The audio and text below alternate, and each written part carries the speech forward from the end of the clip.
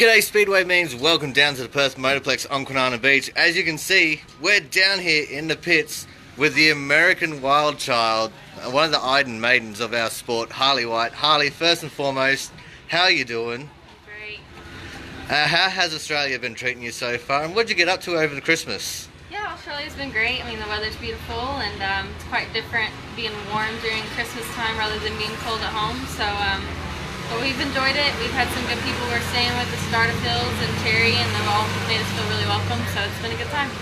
Well, that's awesome to hear. Now, I tried to do a lot of research to try and figure out what questions to ask you.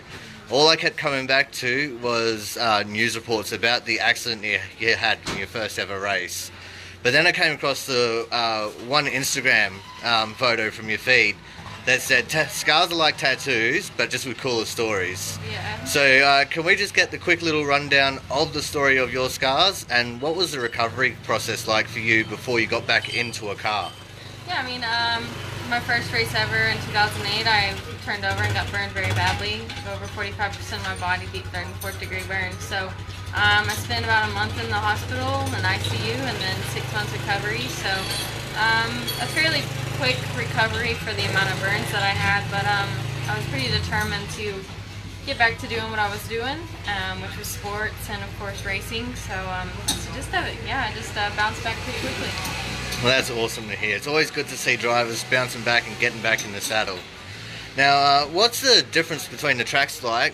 Coming from America, where you guys usually have a lot of longer and wider tracks, and coming to some of the Australian tracks, like last week you're down in just yesterday you were down in Collie, and it's a fairly short track.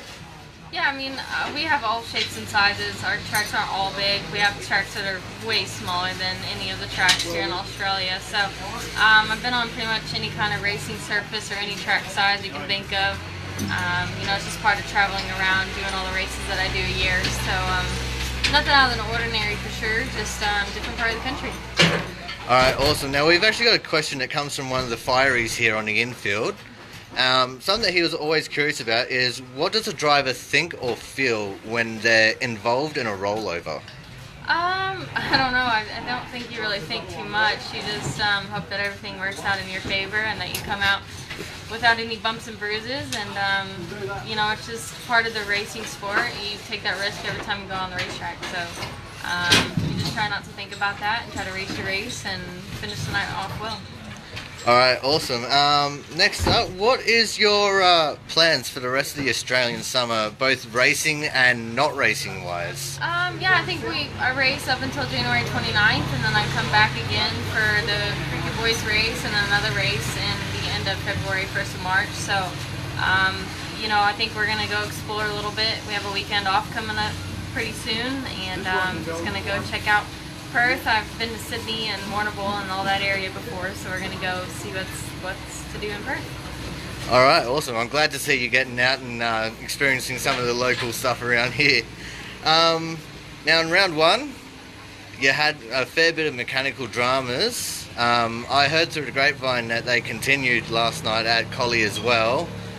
So what issues are you having, and what can you do to get them fixed? Yeah, I mean, it's just issues that really shouldn't happen. It's a bunch of parts failures that are normally not parts failures that usually last for years, and you don't have any problems out of them. So honestly, it's just out of our hands that at any point that's happened this whole last 3 races. I mean, it's just been thing after thing, just not in our control at all. So there's nobody to blame, but we just hope that we've got it all fixed tonight. We changed a few bit of stuff on the car to try to make it to where it doesn't happen again. So we'll just have to wait and see what happens. Alright, awesome. Now while we got you here, is there anyone both here and stateside, sponsor or supporter, that you'd like to thank? Yeah, I mean, first and foremost, I gotta thank Terry Cuts Racing. I mean, he's the one that brought me over here to race and racing his car, and I gotta thank Murph for wrenching on the car, and the Starterfields for providing us a place to stay, and just really great people. So, back home, my dad's a big supporter, and he's probably watching anything he can while I'm away. But just everybody that's been involved with Terry's racing, it's just a big support that I've had behind me ever since I've been to Australia the last two years ago, and then this trip as well. So very blessed to have the opportunity, and thankful for all the Aussie fans.